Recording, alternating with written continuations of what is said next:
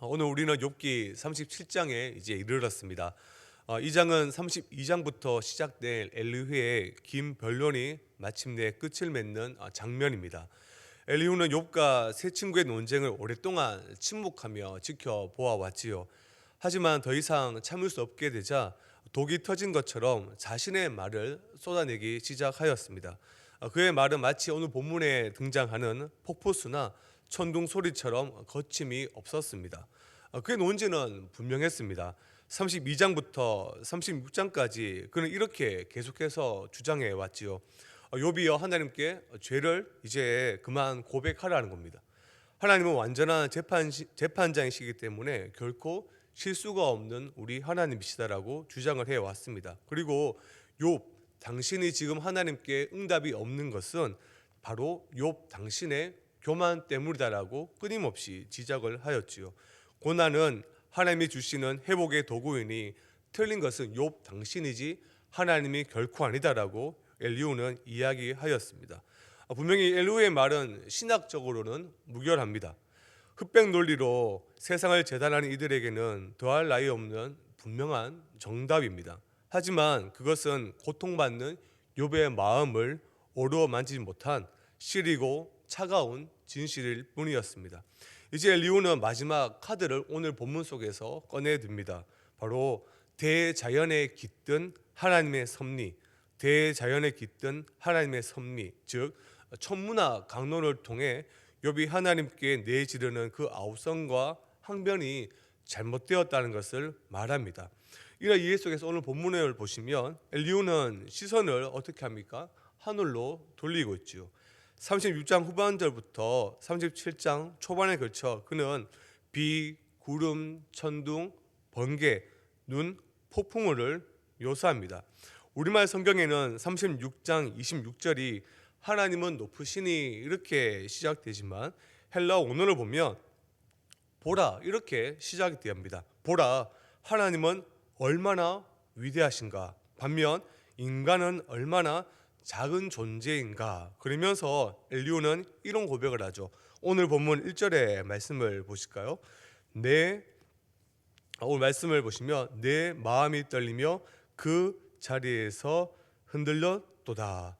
여러분, 고대 근동 사회에서 고대인들은 하늘의 현상은 미지의 영역이었습니다. 알 수 없는 미스테리의 영역이었다는 거죠. 땅에 물이 어떻게 하늘로 올라가 둥둥 떠다니는 구름이 되는 것인지, 또 그 솜털 같은 구름 속에 어떻게 그토록 무시무시한 천둥과 번개가 숨어 있는지 그들은 알 수가 없었습니다. 물론 오늘날 우리는 과학의 발달로 인하여 물의 순환과 전기의 원리를 잘 알고 있지요. 하지만 안다고 해서 그 경이로움은 사라지는 것이 결단코 아닙니다.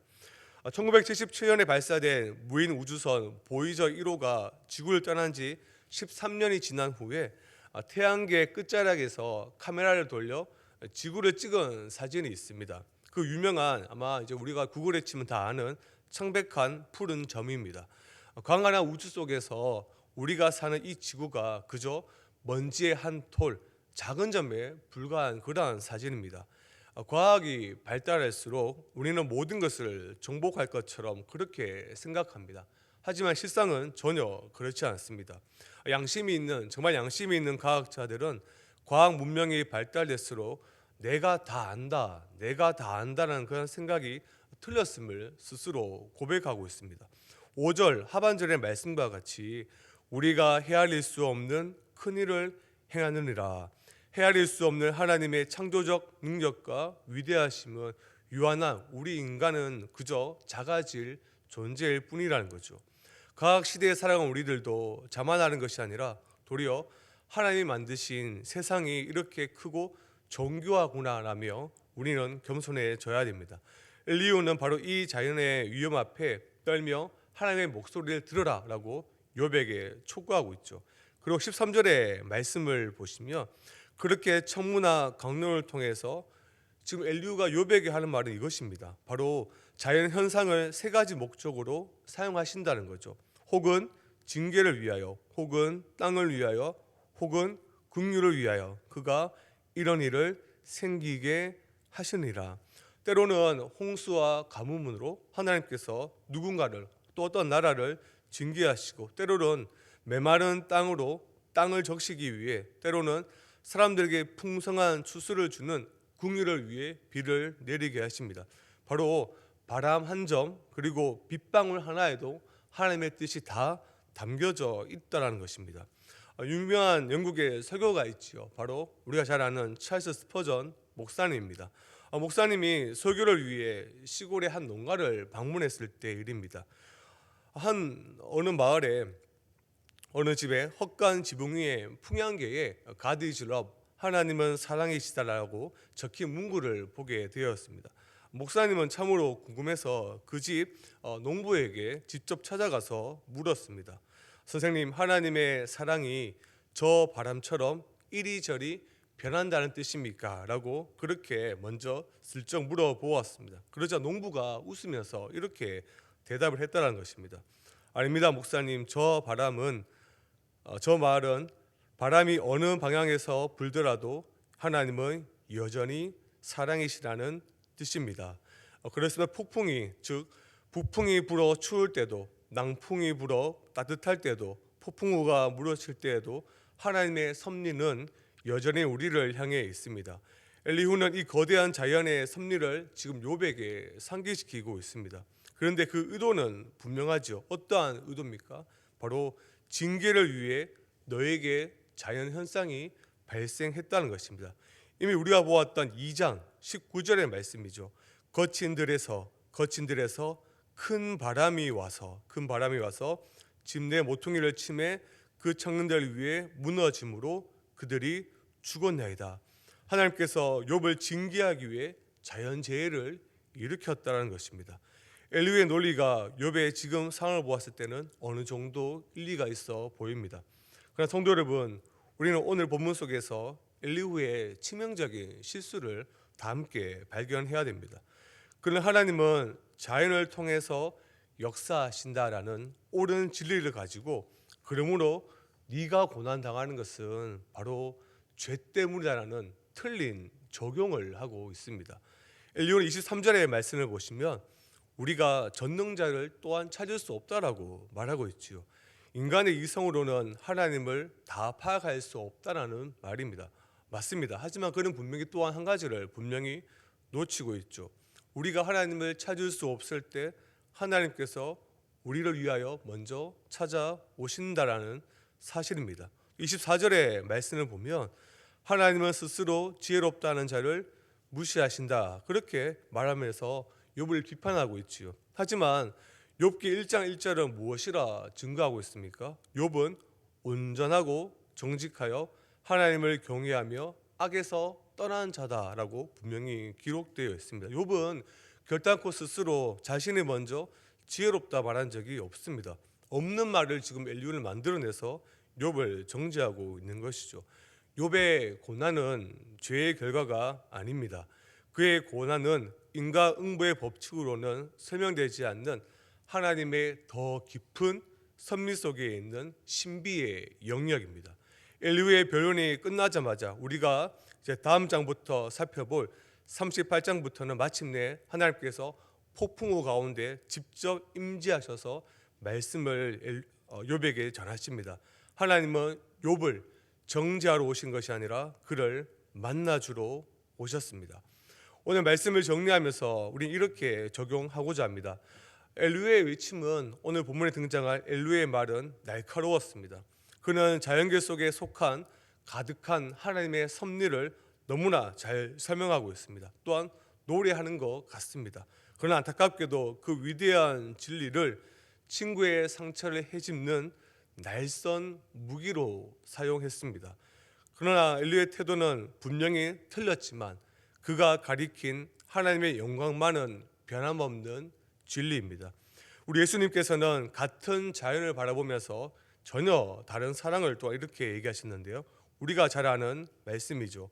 공중의 새를 보라, 들의 백합화를 보라.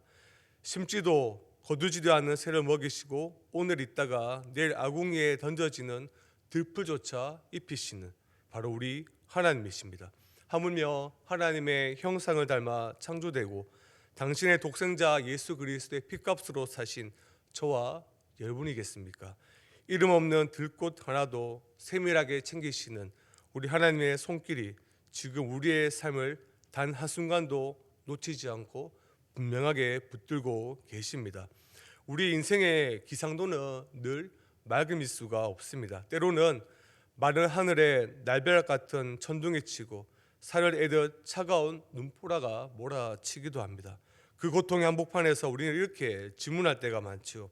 하나님, 내가 무엇을 잘못했기 때문에 이러한 시련을 주십니까? 혹은 하나님, 왜 하나님 끝까지 저에게 침묵하십니까? 하지만 우리는 오늘 본문 속에서 한 가지 사실을 기억해야 됩니다. 폭풍우가 몰아쳐도 그 구름 너머의 태양은 단 한 번도 빛을 잃은 적이 없습니다.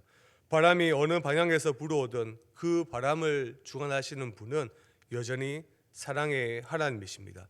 거대한 자연 질서를 운행하시는 그 큰 손이 지금 우리의 작고 가난한 인생도 가장 안전하게 붙들고 계십니다. 그래서 성도는 눈앞에 펼쳐진 삶의 현장을 믿음의 눈으로 바라보고 그것을 해석하는 것이죠. 그 해석이 바로 섭리의 신앙입니다. 섭리의 신앙을 존 칼뱅 목사님이 이렇게 해석을 했습니다. 신자에게 있어서 가장 중요한 생명줄이다. 섭리를 믿는 것은 바로 신앙에 있어서 생명줄을 붙들고 있는 것입니다. 오늘이라는 이름으로 주어진 소중한 시간 속에 숨겨진 하나님의 세밀한 배려를 발견하는 복된 하루가 되기를 소망합니다. 이해할 수 없는 순간에도 우리 하나님의 선하심을 분명히 신뢰하며 묵묵히 또한 당당히 믿음의 걸음을 하루하루 내딛는 저와 여러분들 되기를 주님의 이름으로 간절히 축원합니다. 기도하겠습니다. 강렬한 우주와 대자연을 오차없이 운행하시는 하나님의 위대하심 앞에 경외감을 가지고 날마다 서기를 원합니다. 폭풍우와 번개, 문과 빛 속에 담긴 주님의 깊은 섭리를 인간의 작은 지혜로는 다 헤아릴 수 없음을 하나님 고백합니다. 주님, 인생의 거센 바람이 불어올 때도 하나님을 향한 신뢰를 잃지 않게 하여 주시옵소서. 바람이 북쪽에서 불든 남쪽에서 불든 그 바람을 주관하시는 분은 여전히 사랑의 하나님이심을 믿게 하여 주시옵소서. 엘리후처럼 하나님의 섭리를 타인을 정죄하는 날선 무기로 삼지 않게 하시고 도리어 이웃의 아픔을 감싸 안는 생명의 통로가 또한 되게 하여 주시옵소서. 이해할 수 없는 고난의 시간 속에서도 들풀 하나까지 피시는 하나님의 세밀한 손길이 나를 붙들고 계심을 기억하며 오늘 하루도 믿음의 걸음을 당당히 내딛게 하여 주시옵소서. 우리의 영원한 피난처 되시는 예수님의 이름으로 기도드립니다. 아멘.